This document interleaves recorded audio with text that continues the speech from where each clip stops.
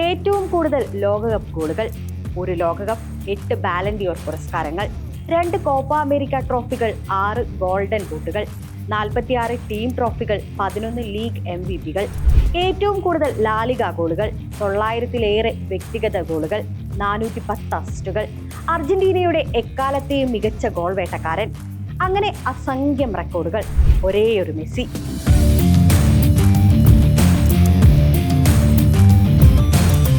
1987 June 24-ന് അർജന്റീനയിലെ റൊസാരിയോയിലാണ് കാൽപന്തിന്റെ മിശിഹ Lionel Andros മെസ്സിയുടെ ജനനം. ചെറുപ്രായത്തിൽ തന്നെ പന്ത് തട്ടി തുടങ്ങിയ മെസ്സിയെ 10-ാം വയസ്സിലാണ് ജീവിതത്തിലെ ഏറ്റവും വലിയ പ്രതിസന്ധി തേടിയെത്തിയത്. ശരീര വളർച്ചയ്ക്ക് അത്യാവശ്യമായ ഹോർമോൺ ആവശ്യത്തിന് ഉൽപ്പാദിപ്പിക്കപ്പെടാത്ത ഗ്രോത്ത് ഹോർമോൺ ഡെഫിഷ്യൻസി എന്ന രോഗം മെസ്സിയെ പിടികൂടി. അസാമാന്യ പ്രതിഭയായിരുന്ന അവന്റെ ഫുട്ബോൾ ജീവിതം കൗമാരപ്രായത്തിന് മുന്നേ അവസാനിച്ചേക്കുമെന്ന ആശങ്കയിലെത്തി.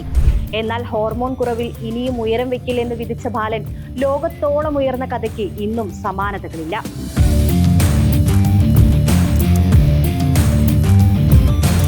സ്പാനിഷ് ക്ലബായ ബാഴ്സലോണയിലൂടെയാണ് മെസ്സി തന്റെ ജീവിതവും കരിയറും കെട്ടിപ്പടുത്തത്.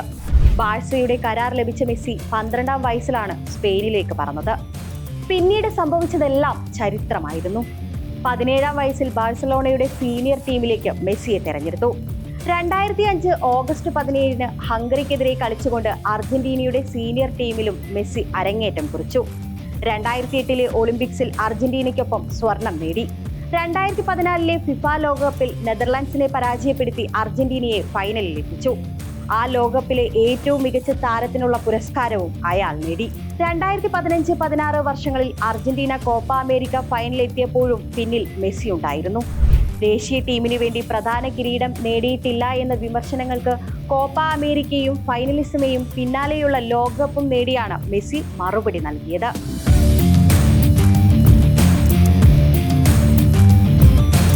മറ്റാർക്കും അതിവേഗം എത്തിപ്പിടിക്കാനാകുന്നതിലും ഉയരത്തിലാണ് ഇന്ന് മെസ്സി.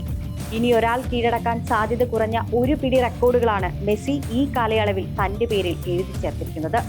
ഒരു തുകൽപന്ത് കൊണ്ട് അവൻ കാണിച്ച ഇന്ദ്രജാലങ്ങളെ വർണ്ണിക്കാൻ കവിതകളോ കഥകളോ പോരാതെ വരും.